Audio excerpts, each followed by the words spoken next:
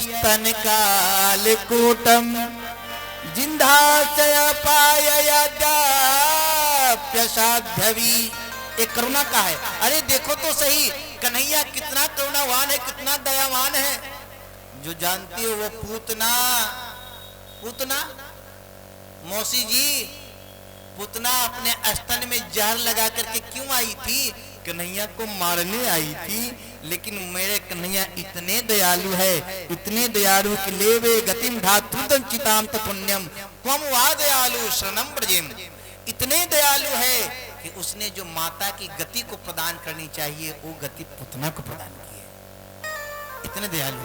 श्री राम चंद्र कृपालु भजु मन। कहते अरे एक बार तो भज के देख तू, मेरे राम जी कितने कृपालु है, कितने दयालु है। एक बार तो मन भज, एक बार तो भजन करके तो देख।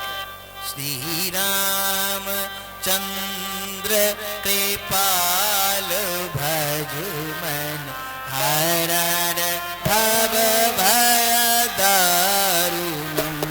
श्री राम चंद्र कृपाल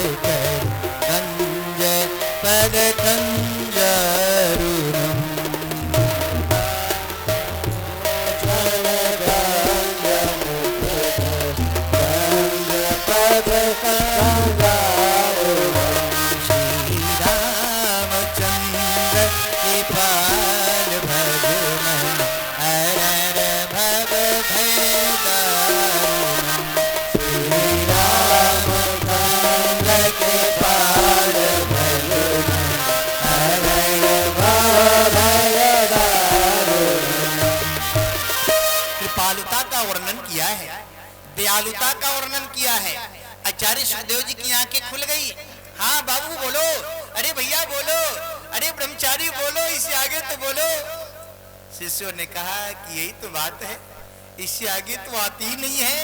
और आगे सुनना हो तो अपने गुरुदेव के पास चलिए, पिताश्री के पास चलिए। अरे ऐसे ऐसे 18,000 श्लोक है। भागती भागती आचार्य सुखदेव जी पधारे, अपने पिताश्री के चरणों में गिर गए। बाप मुझे भागवत की रस स्वादन कराइए, पिताजी मुझे भागवत जी पढ़ाइए। लेकिन ध्यान देना जी, भागवत तो सब अध्ययन नहीं कर सकते, सब नहीं पढ़ सकते ना जी। कहते हैं कि अगर काम क्रोध लोक पर विजय प्राप्त कर लिया तो भागवत अध्ययन करने का अधिकारी होगा। आखिर मैं जानता हूं कि मेरा पुत्र काम छू भी नहीं सकता। लोक की तो बात ही अलग है, लेकिन मैं ये मोहर लगा दूं कि मेरा पुत्र काम पर विजय प्राप्त कर लिया है, क्रोध नहीं है, तो लोग कहेंगे कि देखो ना जी, अपने पुत्र पर इसने स्वयं मोहर लगा दिया, स्वयं अपने पुत्र की प्रशंसा कर रहे हैं। तो ध्यान देना जी, व्यास जी ने जनक जी के पास भेज दिया। सुनना ध्यान से, जनक जी के पास जो योगी हैं। आचार्य सुखदेव जी गए, बोले हम आपके पास विद्या अध्ययन करने आए हैं। जनक जी ने सूचना भेजवा दी कि 5 दिन कहो दरवाजे पे खड़े रहने के लिए। 10 दिन दरवाजे पे खड़े रहे। जनक जी ने पूछा कि जाकर के देखो कि मन उनकी चेहरे पर कोई विकृति तो नहीं आई, कोई क्रोध का झलक तो नहीं है। मेरे प्रेमियों, जाकर के जनक जी से दरबानों ने कहा कि सरकार, जैसे 10 दिन पहले आए थे आज भी वही मंद मंद मुस्कान है, वही दिव्य प्रकाश है, वही आभा प्रभा दिव्यता है, जरा सा भी क्रोध का झलक नहीं है। मेरे प्रेमियों, व्यास महाराज जनक चरणों में गिर गए। आइए प्रभु, आपको वेदाध्ययन कराएंगे। लेकिन उन्होंने सोचा कि क्रोध को तो जीत लिया है, काम को जीता है या नहीं। अंतःपुर में रनिवास में ले जाकर के तमाम स्त्रियों के मध्य में आचार्य सुखदेव को बैठाया है और वहां कई दिनों तक स्त्रियां कभी पान खिलाती, कभी आलिंगन करती, कभी कुछ करती, कभी देह को सहलाती। लेकिन आचार्य सुखदेव जी पर कोई विकृतियां नहीं आई। सुनना ध्यान से मेरे प्रेमियों, जनक जी को सोचना गई कि सरकार वो तो एकदम क्या बताएं, वो तो बिल्कुल अलग है, वो तो बिल्कुल निर्मल संत, सहज संत हैं, उनको तो काम स्पर्श भी नहीं कर सकता, काम उनके नजदीक में जाने से भी डरता है। मेरे प्रेमियों, जनक जी महाराज आकर के चरणों में गिर गए कि प्रभु आपका मैंने परीक्षा लिया, ये मेरी गलती, मेरी क्षमा करिएगा, लेकिन आपके पिताश्री का आदेश है। और आचार्य सुखदेव तुरंत पधारे हैं, तुरंत आए हैं और देखो यज्ञोपवीत किया है, लंगोटी पहनाई है, कथा सिखाया है, भागवत जी पढ़ाया है। और फिर वही आचार्य सुखदेव महाराज परीक्षित को कथा सुनाते हैं, 7 दिनों तक कथा श्रवण कराए। जहां से कथा उदय होती है, प्रेम से बोलिए जय श्री कृष्ण, जय श्री कृष्ण। ऋषियों ने पूछा सूत जी से कि महाराज ये परीक्षित कौन है? आप बार बार कहते हैं सुखदेव जी परीक्षित को कथा सुनाए, परीक्षित को सुनाए, ये परीक्षित कौन है? ये भी तो कथा सुनाइए ना। बोले सुनाऊंगा, जरूर सुनाऊंगा, ध्यान से सुनो।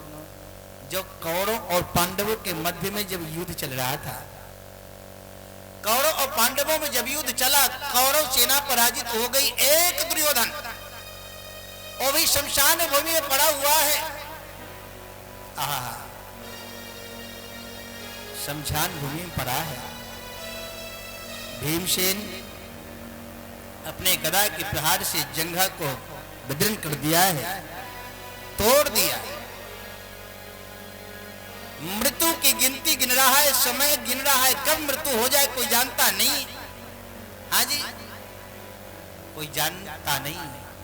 इतने में गुरु पुत्र अश्वत्थामा आया और अश्वत्थामा ने कहा, कहो मित्र, ये तुम्हारी दशा किसने की? मैंने तुम्हारा वो वैभव देखा है, अरे मैंने तुम्हारा वो साम्राज्य देखा है, लेकिन ये तुम्हारी ऐसी दशा किसने की है? मैं उसको छोड़ूंगा नहीं। बताओ, ध्यान देना। दुर्योधन ने कहा, कष्ट तो इसी बात की है कि हम 100 भाई थे, हम 100 भाई थे जिसमें एक भी नहीं बचे। मेरा भी प्राणांत होने वाला है, लगता है मैं भी नहीं बचूंगा।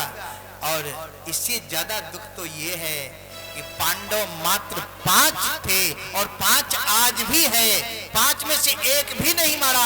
मैं 100 था, 100 में से एक भी नहीं बचा। अगर पांडवों में से एक भी मरता तो मैं समझ लेता कि चलो मेरी विजय हो गई। एक भी अगर मृत्यु को प्राप्त कर जाता। अश्वत्थामा ने कहा है, तुम एक ही बात करते हो, अभी मैं तुम्हारे सामने 5 का सर लेकर के आता हूं, चिंता काहे को करते हो? मेरे जीवित रहते हुए भी चिंता मत करो तुम। मरने के समय भी दुर्योधन को हंसी आ गई। दुर्योधन ने कहा, क्या तुम पांडवों को मारना गाजर मूली समझ रखे हो क्या? अरे समुद्र जैसे अथाह सेना भी कुछ न बिगाड़ सकती, आप क्या कर सकते हैं?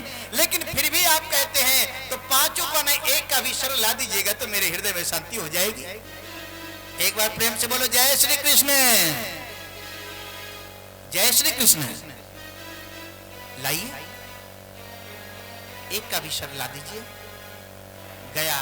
मेरे प्रेमियों, विजय श्री की प्रथम रात्रि थी। कौरवों पे पांडवों ने जो विजय किया था, प्रथम रात्रि देर तक सोए थे। देर रात्रि में जाकर के शयन करने अपने शिविर में गए। और मेरे प्रेमियों, जिस कन्हैया तो सब बात जानते हैं ना, जहां पांडव सो रहे थे, कन्हैया ने कहा चलो यहां से, उठा करके दूसरे जगह ले गए। और जहां पांडव सो रहे थे वहां करके पांडव के 5 पुत्र आकर के सो गए, चदरिया तान के सो गए। अर्जुन की आंखें खुली। अर्जुन ने कहा, क्यों कन्हैया, आपको नींद नहीं आती है क्या? बोले, आपको नींद आती है तो आप सो, हमें तो नींद नहीं आती। अर्जुन ने कहा कि अपनी जीवन की बाग दौड़ सरकार हमने आपके हाथों में सौंप दिया है, तो मैं तो सोऊंगा ही, आप जगे रहिए। भगवान को अच्छी लगी ये बात, भगवान जगा कर ले गए। और जहां पांडव के द्रौपदी के 5 पुत्र सो रहे थे, अश्वत्थामा आया और अंधेले में सबका सर काट करके ले गया। न ध्यान से सबका काट, अरे मित्र देखो, अरे दुर्योधन देखो, मैं तुमने कहा था एक पांडव को, मैंने पांचों का सर लेकर के आया हूं, जरा देखो। आश्चर्य लगा, आंखें फट गई दुर्योधन की। अरे मित्र क्या बोलते हो? बोले हाँ देखो तो सही। मेरे प्रेमियों, रोशनी में जब दुर्योधन ने देखा, दुर्योधन पागलों की तरह बिखर गया। दुर्योधन ने कहा कि अश्वत्थामा तुमने क्या किया है? अरे मेरा बैर, मेरी शत्रुता तो पांडवों से था, लेकिन तुम तो पांडव पुत्र को मार ले आए। ये तो पांडव पुत्र का सर है। अरे मेरे वंश में कोई बचा नहीं था, सब चला गया। और ये जो पुत्र है ना, अरे पांडव पुत्र, मेरा पुत्र, कम से कम ये तो जल देता ना, तर्पण करता पांडव पश्चात, लेकिन तुमने इसकी भी मृत्यु कर दी, इसको भी तुमने मार दिया। मेरे प्रेमियों, दुर्योधन रोते रोते दुर्योधन का प्रारंभ हो गया, दुर्योधन मर गया। अब पांचों पुत्रों को जब मस्तक को देखा, पांचों बच्चों के सामने लाश पड़ी हो, सुनना ध्यान से, एक नहीं पांच पांच पुत्रों के सामने लाश पड़ी हो, 100 पड़ी हो, उस माँ की क्या गति होगी? उस माँ की कैसी अवस्था रही होगी? माँ कितना बिलखती रही होगी? वो द्रौपदी रुदन करने लगी, करुण क्रंदन लोग। द्रौपदी फूट फूट करके रोने लगी, अश्वत्थामा को कोसने लगी कि अरे अश्वत्थामा, तुमको मेरे पुत्रों ने क्या बिगाड़ा था? मेरे बाल पुत्रों को तुमने मारा, मेरे अबोध पुत्रों को तुमने मारा, क्या बिगाड़ा था? लाखों नर नारियां उपस्थित हो गए, सब अश्वत्थामा को दोष देने लगे कि अरे गुरु पुत्र होकर के, ब्राह्मण पुत्र होकर के ऐसी करने की है कि ऊंची निवास नीचे कर तू,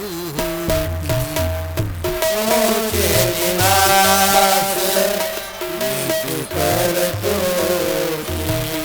ऊंचे निवास नीचे कर तू, ऊंचे निवास नीचे कर तू, देखी न सकाई पराई विभूति, देख न सकाई पराई विभूति।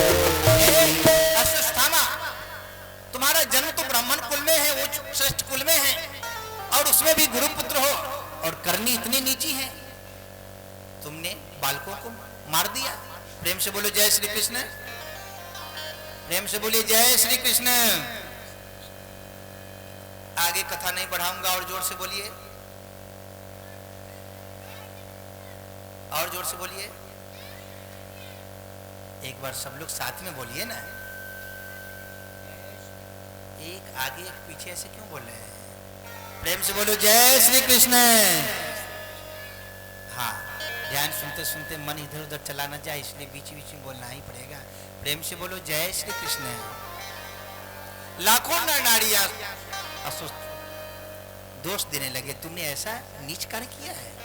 और मेरे प्रेमियों, द्रौपदी को रोते हुए देख करके, द्रौपदी को करुण क्रंदन करते हुए देख करके अर्जुन से नहीं रहा गया, और जो अर्जुन ने गांडी उठा लिया, हे द्रौपदी तुम चिंता मत करो, जिसने मेरे पुत्रों को मारा है मैं छोड़ूंगा नहीं, मैं तुम्हारे सामने ला करके उसको मारूंगा। अर्जुन ने आदेश दिया भगवान कृष्ण को जरा रथ चलाना।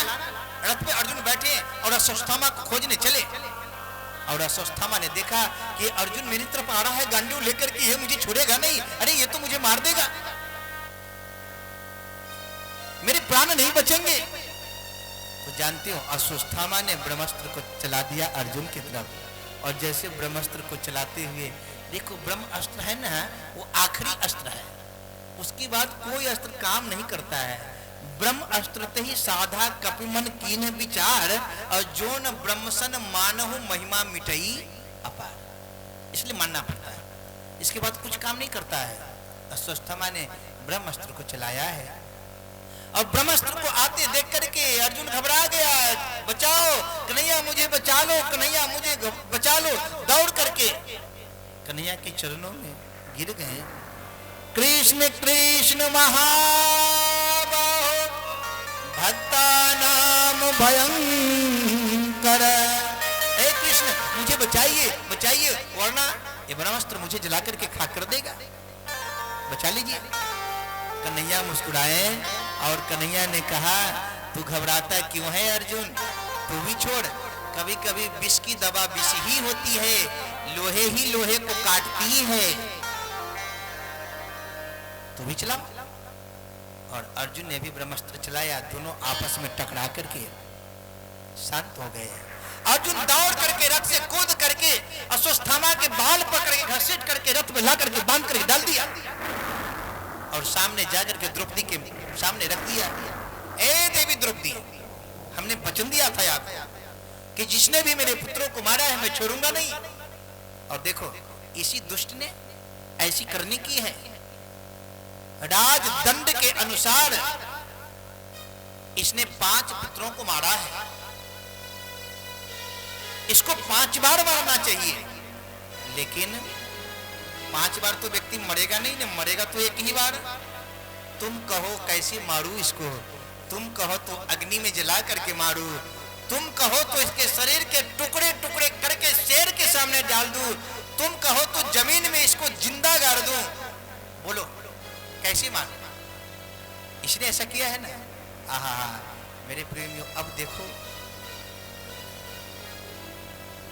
जो द्रौपदी कृष्ण को सखा कहती है और कृष्ण जिस द्रौपदी को सखी कहते हैं, उस द्रौपदी के मन में ये भावना आ कैसे सकती है? जैसे अर्जुन ने कहा बोलो कैसे मारूं, तो द्रौपदी ने अर्जुन की तरफ हाथ जोड़ लिया। द्रौपदी ने कहा कि प्रभु मुंचितया मुंचिता में सब ब्राह्मणो नितरा गुरु। आप मत मारिए, मत मारिए, छोड़ दीजिए, मत। द्रौपदी क्या कर रही हो तुम, न मारो। बोले हाँ मत मारिए। क्यों द्रौपदी? प्रभु आप नहीं जानते हैं, आपको याद नहीं है कि जो विद्या गुरु ने अपने पुत्र को नहीं सिखाई थी, वो विद्या गुरु द्रोणाचार्य ने आपको सिखाई थी। आपको याद नहीं है? फिर मैं मां हूं, मैं पुत्रों के मरने का कष्ट मैं समझ सकती हूं, तो क्या आप अश्वत्थामा को मार देंगे तो गुरु माता को कष्ट नहीं होगा क्या? वो नहीं रोएगी क्या? इसलिए मत मार दिए। ए द्रौपदी, तुम कहती हो लेकिन मैं छोड़ नहीं सकता। द्रौपदी ने कहा कि प्रभु एक बात बताइए, आप मार दीजिए, मैं मना नहीं कर सकती। क्या इसको मार देने से मेरे पुत्र जीवित हो जाएंगे? अगर इस 5 में से एक भी पुत्र मेरे जीवित हो जाए तो आप अवश्य मारिए, लेकिन अगर इसको मारने से मेरे पुत्र जीवित नहीं हो पाएंगे तो फिर मारने का क्या मतलब है? छोड़ दीजिए, एक गुरु पुत्र है, ब्राह्मण है, छोड़ दीजिए। अर्जुन ने कहा इसको तो दया आ गई, दया आ गई, और ये तो दुष्ट है। राज्य संविधान में दया का कोई जगह नहीं है, दया की कोई कहीं पर जगह नहीं आती है। वहां तो दंड के बदला दंड ही होता है। तो मानस में भी कहते हैं ना कि जो नहीं दंड देते कठोरा, जो नहीं दंड देते कठोरा, भ्रष्ट होई श्रुति मार्ग मोरा, भ्रष्ट होई श्रुति मार्ग मोरा, जो नहीं दंड देते कठोरा, जो नहीं दंड देते कठोरा। राजदंड में दंड का दंड ही मिलता है। द्रौपदी ने कहा मत मारिए। अब देखना जी, अर्जुन ने पूछा धर्मराज युधिष्ठिर से कि भैया क्या करूं, आप आदेश करें। धर्मराज युधिष्ठिर ने कहा कि जो धर्म कहता है वही करो, यानी कि मत मारो, छोड़ दो। अब देखो द्रौपदी और धर्मराज युधिष्ठिर ने कहा मत मारो, छोड़ दो, तब भीम ने कहा ए अर्जुन, अगर तुम नहीं मारोगे तो मैं मारूंगा। नकुल सहदेव ने कहा कि मझले भैया ठीक कह रहे हैं, इसको मारना चाहिए, दुष्ट है, पापी है, ये बाल हत्यारा है, इसको मारिए। अब देखना जी, 2 कह रहे हैं कि मत मारो और 2 कह रहे हैं मारो। अर्जुन तो बेचारे घबरा गए, करूं क्या? और कन्हैया बेचारे खड़े खड़े होकर के सोच रहे हैं कि चलो मुझसे कोई पूछता ही नहीं तो मैं क्यों बोलूं, भैया कई लोग बिना पूछे भी बोला करते हैं ना, कन्हैया बेचारे खड़े हैं, क्यों बोलो। अर्जुन दौड़ करके कन्हैया के चरणों में कि कन्हैया तुम मेरे मार्गदर्शन करो, क्या करूं। कन्हैया ने कहा मैं क्या कहूं। बोले कुछ तो कहिए। तो कन्हैया ने कहा ब्रह्म बंधुर हंतव्य आतताई बधाई।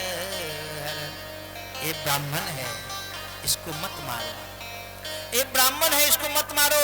ए अर्जुन ये बाल हत्यारा है इसको मत छोड़ो। देखो कन्हैया क्या कह रहे हैं, ध्यान से सुनना। ये ब्राह्मण पुत्र है, ब्रह्म बंधुर हत्तव्य, ये ब्राह्मण पुत्र है इसको मत मारो। लेकिन ये बाल हत्यारा चाहे कोई भी क्यों ना हो उसको अवश्य मारना चाहिए, उसको छोड़ना नहीं चाहिए। यानी कि भी मारो भी मत और छोड़ो भी मत, छोड़ना भी नहीं और मारना भी नहीं। भीमसेन ने कहा जय हो सरकार, आप जैसे 2-4 न्यायाधीश हो जाए तो इस देश का तो कल्याण ही हो जाएगा। मारो भी मत और छोड़ो भी मत। समझ में नहीं आया क्या कहते हो। आखिर अर्जुन भी तो भगवान के पक्के चेले हैं ना जी। उस महाभारत के उस युद्ध में गीता का उपदेश किया था, तो कभी कभी गुरु भी तो शिष्य की परीक्षा लेते हैं ना। तो अर्जुन ने सोचा क्या करूं। अर्जुन समझ गए हो भगवान कहना चाहते हैं कि माननीय पुरुषों का समाज में अपमान कर दिया जाए तो उसके लिए वो मरने का ही बराबर होता है। आप समाज में अपमान कर दो तो जितनी बार वो याद करेगा उतनी बार वो अपने आप को मरना समझेगा कि मैं मर क्यों नहीं गया जो इतना बड़ा अपमान हुआ है। समझ गए। और अर्जुन ने तुरंत बाल मोड़ दिया है, बाल काट दिया है, दंड दिया है और छोड़ दिया। जाओ छोड़ दी जाए, छोड़। लेकिन ध्यान दीजिएगा अर्जुन ने जब छोड़ा है तो अर्जुन को धन्यवाद देना चाहिए कि हमने तो मरने योग्य काम किया है लेकिन दंड दे करके ही छोड़ दिया है। आज भगवान मामला यहाँ थोड़ा शांत हुआ, ध्यान देना। भगवान अब जाने को तैयारी कर रहे हैं द्वारका। भगवान सबसे विदा ले रहे हैं। ए बुआ जी अब द्वारका चलो, अब तो आपके पुत्र चक्रवर्ती हो गए ना भारत के, चलो द्वारका जाना है ना। चलने की तैयारी कर रहे हैं।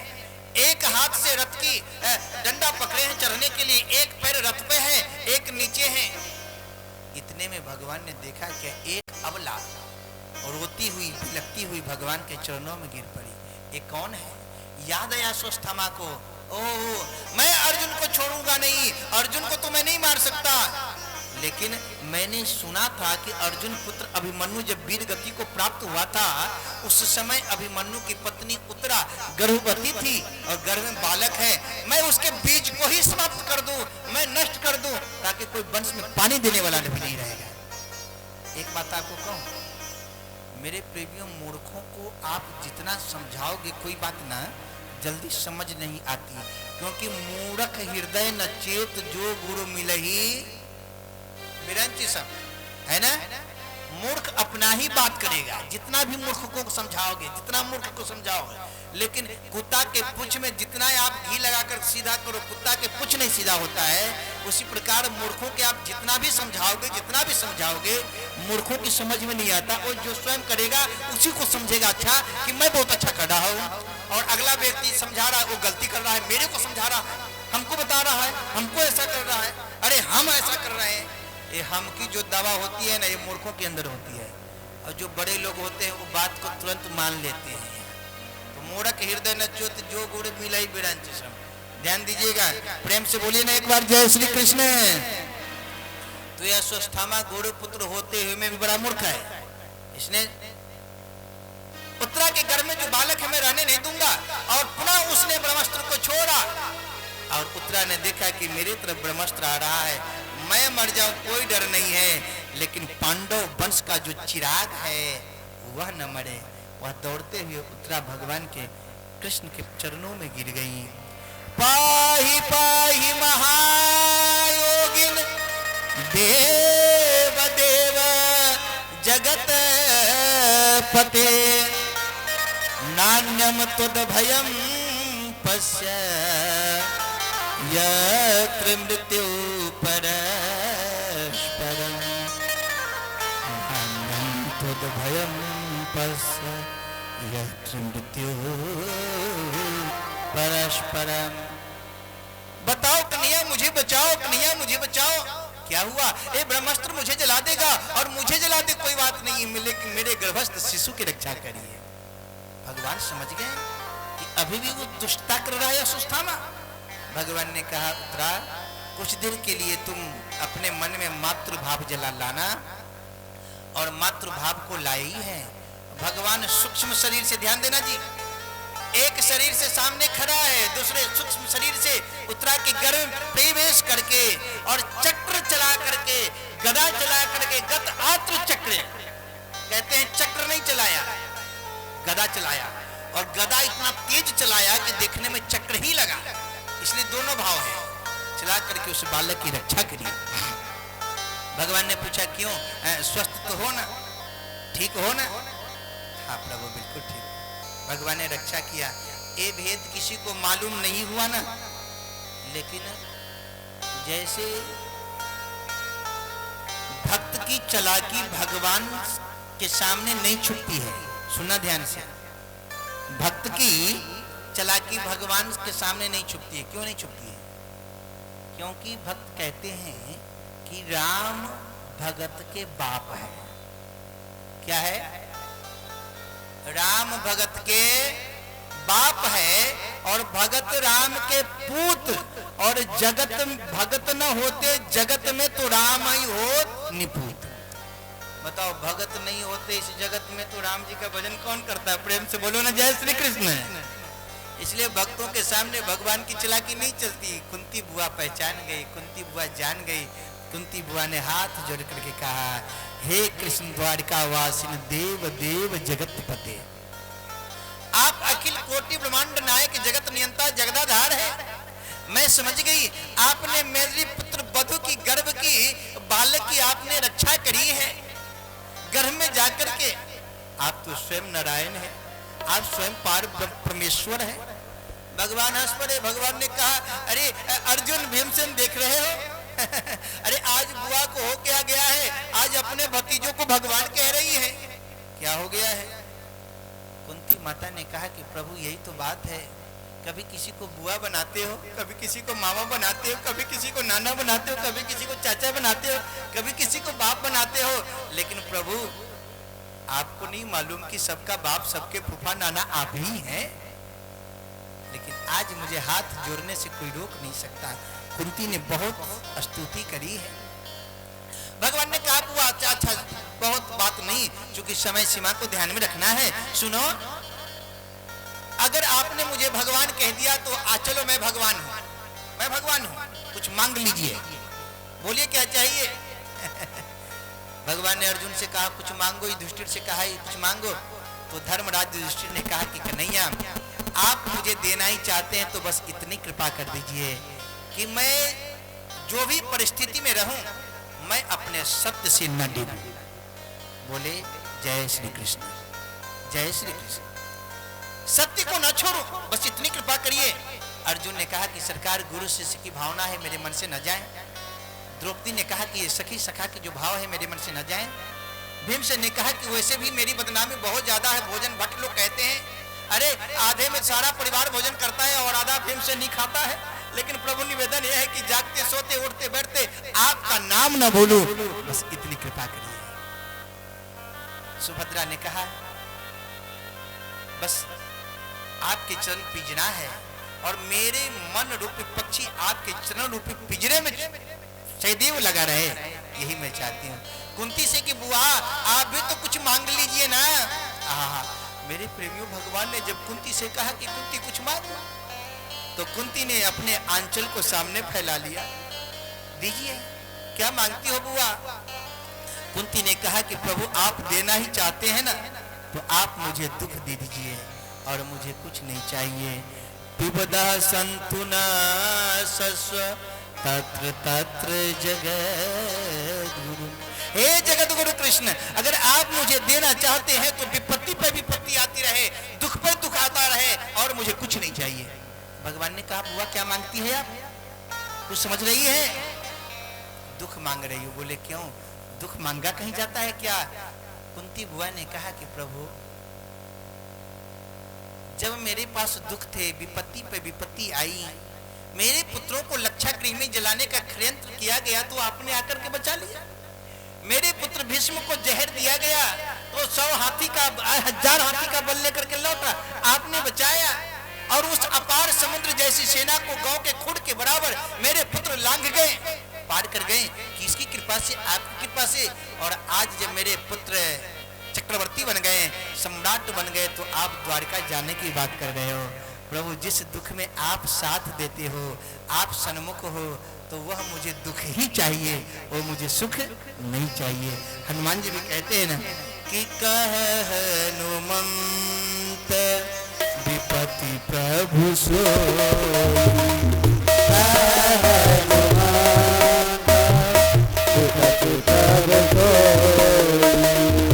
जब तब सुमिरन भजन न होई, जब तब सुमिरन भजन न होई, कह हनुमंत विपत्ति प्रभु सोई,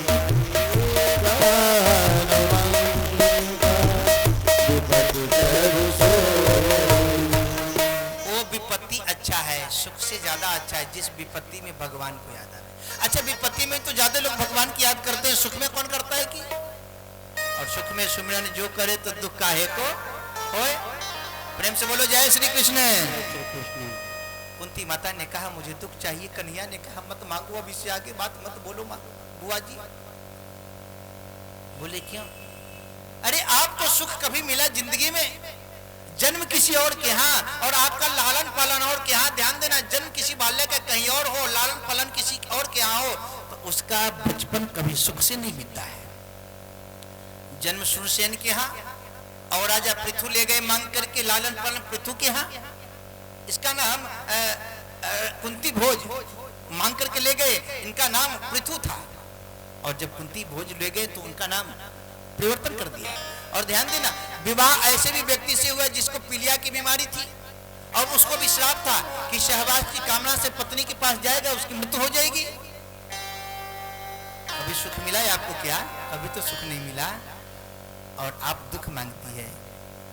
माता कुंती कहती है कि प्रभु, बांके बिहारी मुझे देना सहारा, कहीं छूट जाए ना दामन तुम्हारा, बांके बिहारी मुझे देना सहारा, कहीं छूट जाए ना दामन तुम्हारा। सब गाइए मेरे साथ, भाव से ताली बजाते हुए सब गाइए। बांके बिहारी मुझको देना सहारा, कहीं छूट जाए ना दामन तुम्हारा, बांके बिहारी मुझको देना सहारा, कहीं छूट जाए ना दामन तुम्हारा। भाव से ताली बजाते हुए, ताली की सेवा करते हुए।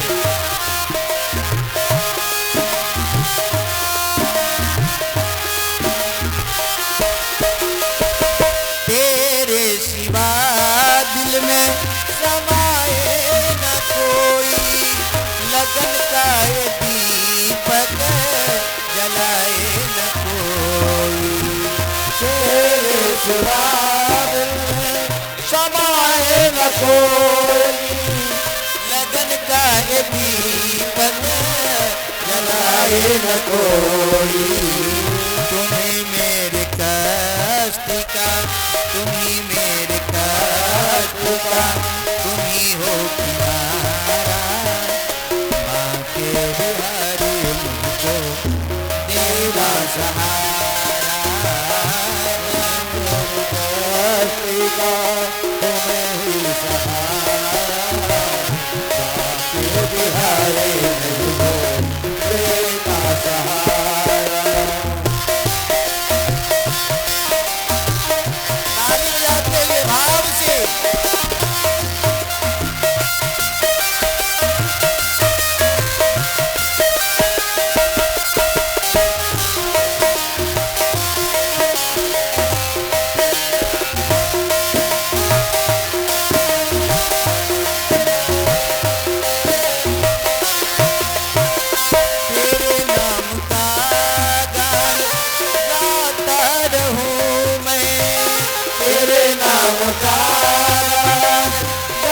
जाता रहूं मैं, सुबह शाम तुझी को रिझाता रहूं मैं, सुबह शाम तुझको रिझाता रहूं।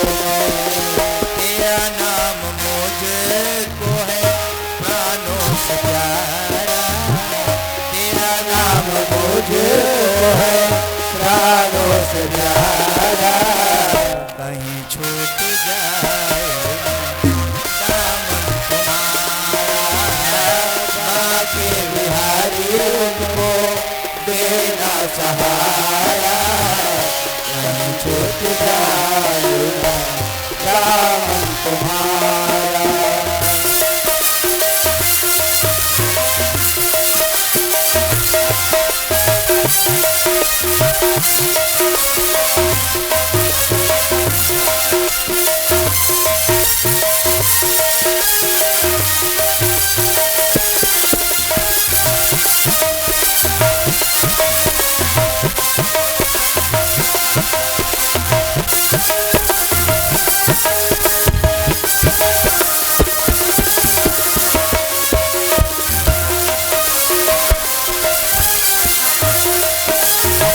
तेरे रास्ते से हटाती है दुनिया, तेरे रास्ते से हटाती है दुनिया, इशारों से मुझको बुलाती है दुनिया, इशारों से मुझको बुलाती है दुनिया।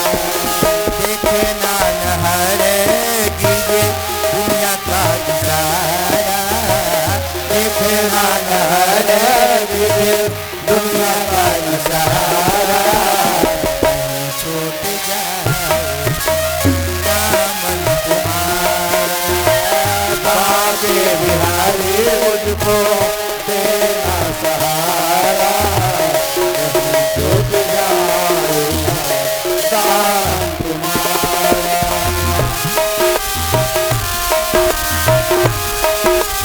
ताली की सेवा भाव से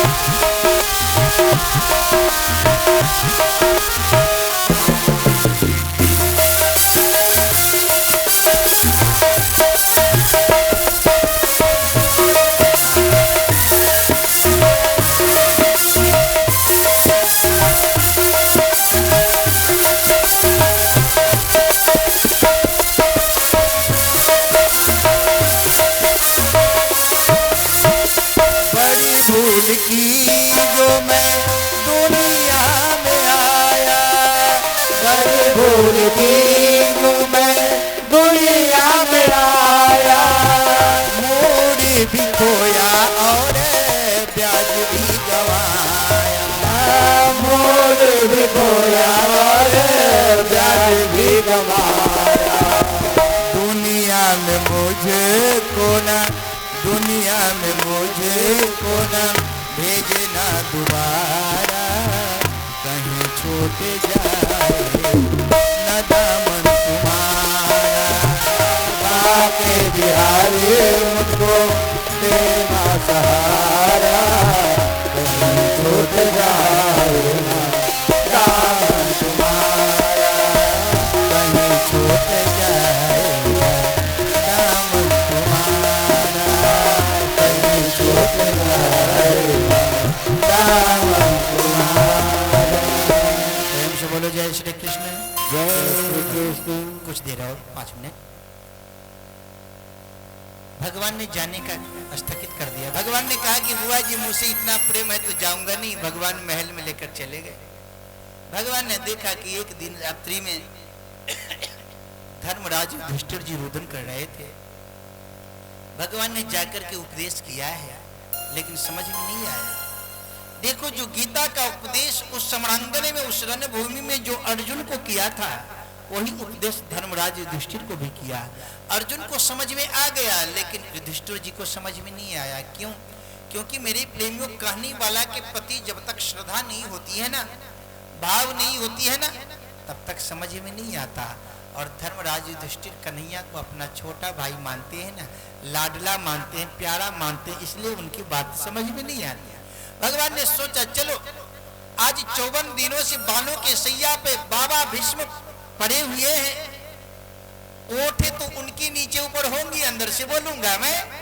सो भगवान पांचों पांडवों को और द्रौपदी को लेकर के पितामह भीष्म के पास पधारे। आज 54 दिन हो गए, रग रग में हजारों बाण लगे हुए हैं, पड़े हैं।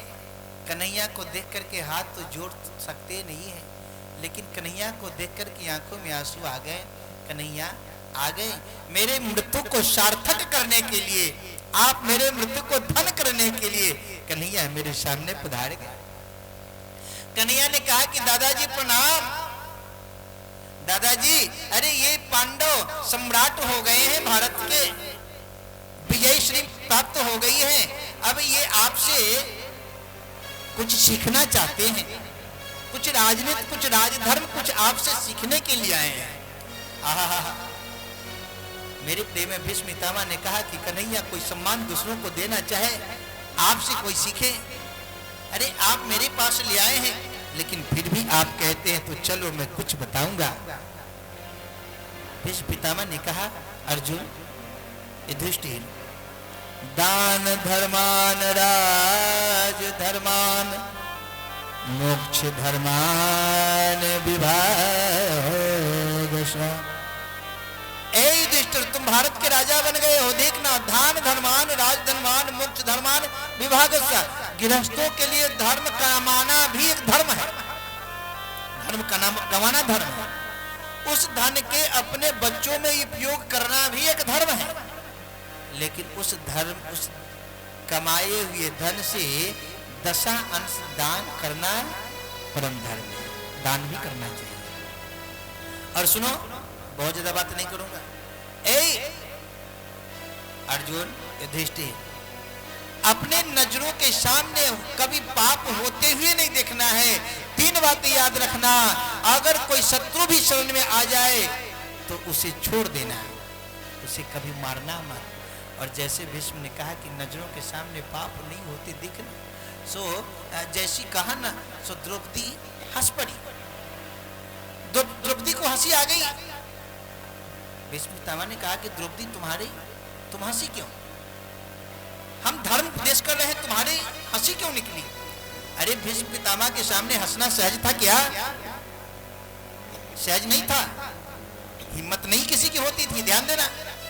द्रौपदी ने हाथ जोड़कर कहा कि नहीं बाबा, कोई बात नहीं, बस ऐसी हंसी निकल गई। पितामह भीष्म ने कहा, नहीं बेटी, तुम कुलवधू हो, और कुलवधू नारिया के बिना अकारण नहीं हंसती, कोई ना कोई कारण तुम्हारे हंसने में जरूर होगा। क्या बात है? और देवी, इस उत्कंठा को लेकर के मैं मरना नहीं चाहती, जो भी तुम्हारे मन में बात आई है उसको बता दो। द्रौपदी बोल गई कि बाबा, आज तो आप बड़े धर्म उपदेश की बात करते हो, कहते हो आंखों के सामने होते हुए पाप नहीं देखना चाहिए, लेकिन उस समय आपका उपदेश कहां गया था? जब बड़ी हुई सभा में दुष्ट दुशासन ने मुझे निर्वस्त्र करके लाया और निर्वस्त्र कर रहा था, साड़ी खींची जा रही थी, नंगा किया जा रहा था। ये कहां का धर्म था कि रजस्वला स्त्री को महल से बाहर लाया जाए, उसकी साड़ी खींची जाए, निवस्त्र किया जाए? आपका ये उपदेश कहां चला गया था? कहां चला गया था? प्रभु, जब मुझे निवस्त्र किया जा रहा था ना, तो बाबा सबसे पहली पंक्ति में आप ही थे। मैंने आपसे प्रार्थना की, आपके सामने रोया, गिड़गिड़ाया, लेकिन आपने अपना मस्तक नीचे कर लिया। उस समय आप क्यों नहीं उपदेश किया? आप यदि रोक देते तो क्या हिम्मत थी दुष्ट दुशासन की? मेरे हाथ लगाता, मेरे साड़ी को पकड़ता। अरे वो तो मेरे कन्हैया ने कि मेरी इज्जत बचाई, मेरे लाज बचाई, और आज आप उपदेश कर रहे हैं। मेरे प्रेमी भीष्म, पितामह भीष्म ने कभी अपने जिंदगी में आंसू नहीं बहाया, कभी रोया नहीं। सो आज पितामह भीष्म की आंखों से नेत्र आंसू की प्रवाह निकल पड़े। भीष्म ने कहा कि बेटी, आज तक मैंने रोया नहीं, लेकिन तुमने आखिरी में रुला दिया। बेटी, तुमने आखिरी में रुला दिया। बेटी, तुमने जो पूछा है कि मैं नहीं बोल पाया, बिल्कुल सत्य है, बिल्कुल सत्य है। लेकिन बेटी, आज तुम देख रही हो कि 54 दिन से मैं भानु के सैया पे पड़ा हूं, मेरे रगड़ के एक एक बूंद करके ब्लड निकल चुके हैं, खून निकल चुके हैं, क्योंकि मैंने जो दुर्योधन का दूषित अन्न खाया, उसी का प्रभाव कि मैंने, इसलिए संत कहते हैं जैसा खाओ अन्न वैसा होए मन, और जैसा पियो पानी वैसी होए वाणी, जैसा करो संग वैसा हो रंग। भगवान ने कृष्ण से पूछा है क्यों मैंने जीवन में कोई पाप नहीं किया, फिर 54 दिनों से बांध पे क्यों पड़ा हूँ? बोले आपने पाप तो नहीं किए, पाप होते आपने देखा है, इसलिए 54 दिनों से बांध पे आप पड़े हैं, और आपने कोई पाप नहीं किया है, इसी का फल मैं आपको अंत में दर्शन देने आया हूं। प्रेम से बोलो जय श्री कृष्ण। बाबा भीष्म ने कहा कि कन्हैया से 2 टुक बात करूंगा, ज्यादा बात नहीं करूंगा, समय नहीं है, मेरे प्राण निकलने वाले हैं, वैसे मुझे इंद्र भी नहीं मार सकता, इच्छा मृत्यु के वरदान है, मैं जब चाहूं तभी मरूंगा, लेकिन कन्हैया मेरे सामने है ना। कन्हैया एक बात कहूं? हाँ बाबा बोलिए, सुनिए, मेरी एक बेटी है। प्रेम से बोलो ना जय श्री कृष्ण। माताएं आप लोग कथा समझती है ना, समझ में आ रही है ना? मेरी एक बेटी है और अपनी बेटी के लिए बहुत दिन से वर खोज रहा हूं, कोई दूल्हा नहीं मिल रहा है, और आज वो वर मिल गया है। अर्जुन ने कहा क्या बात करते हैं बाबा, अरे आप तो आजीवन ब्रह्मचारी हैं, आपने तो ब्रह्मचारी लेने की प्रतिज्ञा की है, इसलिए तो आपका नाम भीष्म है, और बेटी की बात करते हैं, बेटी कहां से आ गई? भीष्म ने कहा कि कन्हैया जो मेरी बेटी है ना, इतिमति रूपी कल्पिता वितृष्णा भगवती सौष्टक पुंग में भी मुन्नी, जो मेरी बेटी है ना एक बुद्धि रूपी बेटी, और मैं अपनी बुद्धि रूपी बेटी किसे वर्णन करूं? देखो बेटी जैसा हो बड़ भी तो ऐसा खोजना पड़ता है, बेटी बीए हो और दूल्हा आप खोज लो 8 क्लास वाले प्राइमरी फेल, जोड़ी बनेगी क्या? और मेरी बेटी के अंदर कोई विकार नहीं, इतिमत रूपी कल्पिता वितृष्णा, कोई तृष्णा नहीं है, इसलिए बुद्धि रूपी बेटी मैं तुमको समर्पित करना चाहता हूं कन्हैया। कहते कहते भीष्म भावुक हो गए। भीष्म ने कहा वो लीला हम कैसे भूल सकते, वो छवि जब आपने युद्ध भूमि में प्रतिज्ञा की, ए अर्जुन मैं तुम्हारे पक्ष में तुम्हारा रथ चलाऊंगा, लेकिन युद्ध नहीं करूंगा, युद्ध नहीं करूंगा, केवल रथ चलाऊंगा। हाँ, लेकिन जब भीष्म ने बाणों की बौछार लगा दिया अर्जुन की तरफ, अर्जुन प्रभु मुझे बचाइए, भीष्म से लड़ना इतनी आसानी नहीं है, दादा भीष्म से मैं नहीं लड़ सकता। तो जानते हो प्रभु आप इतने भक्त वत्सल है कि उस समय अपना प्रण छोड़ करके, एक रथ के पहिया था, घृत रथ चरणों, आप उस रथ के पहियों को ले करके और दौड़ गए भीष्म की तरफ, दौड़ गए, अपने प्रण को आपने त्याग दिया। जैसे भगवान दौड़ने, पृथ्वी डगमगाने लगी, हिलने लगी। क्या मतलब? पृथ्वी कहती है कि प्रभु आप अपना प्रण तोड़ रहे हैं, अपना वचन तोड़ रहे हैं। भगवान ने पटका गिरा करके पृथ्वी को समझाया कि देवी मैं वचन नहीं तोड़ रहा हूं, एक भक्त की प्रतिज्ञा को पूरा करने के लिए मैं अपने प्रतिज्ञा तोड़ दूं तो कोई बात नहीं है, तुम घबराना नहीं। प्रभु ये कैसे हम भूल सकते हैं? भीष्म ने कहा कि प्रभु देहांत काले तुम सामने हो, मुरली बजाते मन को लुभाते, यही गीत गाते मैं तन नाथ त्यागू। हरे कृष्ण गोविंद गीत गाया है, निवेदन किया है, प्रार्थना किया है, प्रभु अभी प्राण निकलने ही वाले, आप मेरे सामने हो। करना स्वामी जब प्राण तन से निकले, इतना तो करना स्वामी जब प्राण तन से निकले, चाहे गंगा जी का तट हो, यमुना का बंसी बट हो,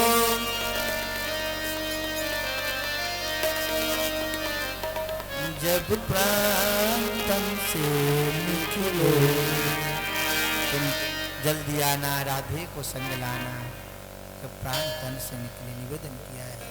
और भीष्म दादा ने प्राणों का त्याग किया है। बोलिए भागवत भगवान की। आइए 2 मिनट भगवत नाम संकीर्तन, और आपसे निवेदन करूं 2 दिन कथा के निकल रहे हैं और कथा बहुत दूर ले जाना है, पूरा प्रसंग बाकी है, इसलिए बहुत ज़्यादा गा भी नहीं पाता हूँ, कथा हमको ज़्यादा कहनी है। आप सब थोड़ा समय से आ, थोड़ा जल्दी आ जाए। आज मैं करेक्ट 2 बजे यहाँ आ गया था, जब मैं आया तो देखा हमारे जजमान जी नहीं है, जजमान जी होते तो चलो कुछ करता। तो आप सभी लोग समय से पधारे और समय से कथा शुभारंभ हो, समय से, क्योंकि रात्रि में 7 बजे से आपको भगवान की दिव्याति दिव्य लीलाओं का भी दर्शन करना है। 2 मिनट भगवत नाम संकीर्तन, फिर आरती। जय जय राधा रमन गिरधारी, गिरधारी श्याम बनवारी। जय राधा रमन गिरधारी, गिरधारी श्याम बनवारी। राधा रमन गिरधारी, गिरधारी श्याम बनवारी। जय राधा रमन गिरधारी, गिरधारी श्याम बनवारी। गिरधारी श्याम, गिरधारी श्याम, गिरधारी श्याम, गिरधारी श्याम।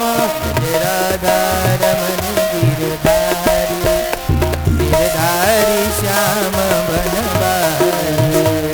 जय राधा रमन गिरधारी, गिरधारी श्याम बनवारी। भोले बाल कृष्णलाल भगवान की जय, संत समाज की जय, भागवत महापुराण की जय। आरती। कल से थोड़ा जल्दी आइए आप लोग, क्योंकि हमारी माताएं बहनें यहाँ से जाएंगी तो फिर भोजन करेंगी, फिर आना भी है। और जिनको बनाने वाली घर पे बहू होंगी उनको तो कोई चिंता नहीं, लेकिन स्वयं जो बना करके जाएंगी और फिर आएंगी तो समय से जाना है। थोड़ा आप लोग जल्दी पधारे हैं। आइए आरती।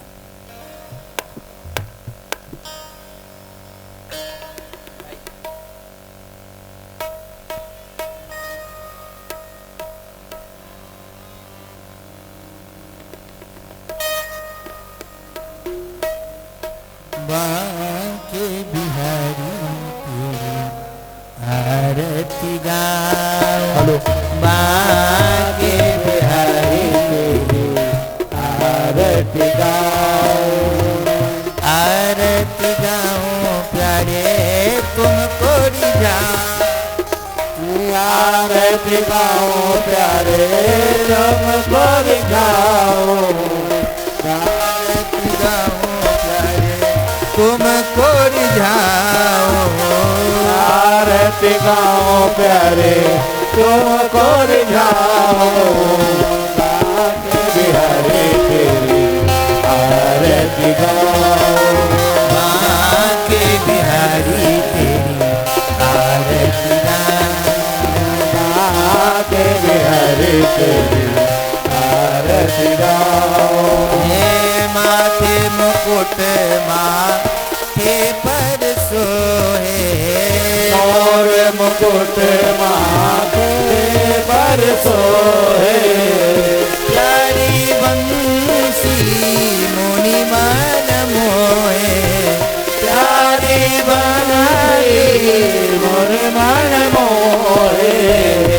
एक छवि बल बल जाओ, एक छवि मैं तो बलि बलि जाऊं। बांके बिहारी तेरी आरती गाओ। बांके बिहारी तेरी आरती गाओ। चरणों से निकली गंगा प्यारी, चरणों से निकली गंगा प्यारी। जिसने सारी दुनिया तारी, किसने सारी दुनिया तारी।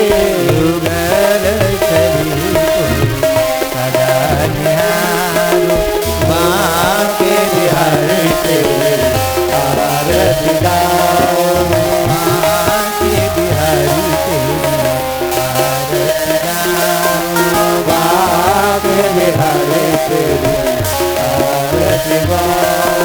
हे श्री हरिदास के प्यारे तुम हो, श्री हरिदास के प्यारे तुम हो। मेरे जीवन में हो तुम